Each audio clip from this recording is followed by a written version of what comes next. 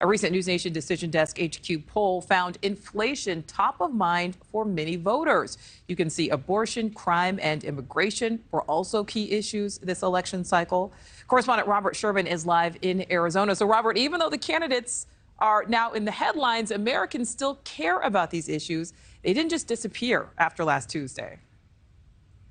No, they didn't. And you bring that list up again. I mean, inflation, that is such a driving force that we've seen here all around the country, talking to a lot of folks. But abortion is another one of those that definitely crept into the main sphere of things over the past few months and has become a key issue here for a lot of voters here. And then crime, immigration as well. Again, those issues broke different ways for different voters here. I mean, especially with abortion breaking more towards Democrats, immigration more towards Republicans. But you hit the nail right on the head, though, Nichole. I mean, throughout this whole election cycle, such a focus has been placed on the candidates. And a big portion of that is because there were so many big names with national profiles who were running in this election cycle. There's a few of them that you see right there: Kari Lake, Herschel Walker, Dr. Oz, Beto O'Rourke. Here's the thing, though. 3 of the 4 people on that list that you see right there, they lost on Election Day. Herschel Walker still has a runoff that's going to be taking place in Georgia, so that'll be something that we'll be keeping an eye on.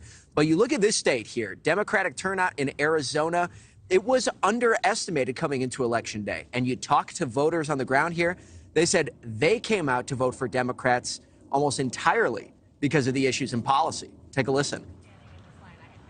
What was important to me was a woman's right to be able to retain control over her body. She's one that has a history of mending and working both sides of the fence. This is a defense of our Constitution.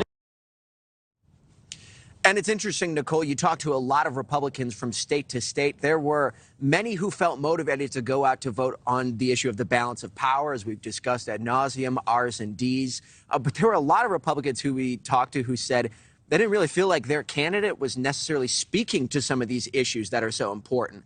We've already heard from Florida Senator Rick Scott today, who said going into 2024, name-calling, calling Democrats crazy and things like that, just not going to be enough. They need a vision for the future of America.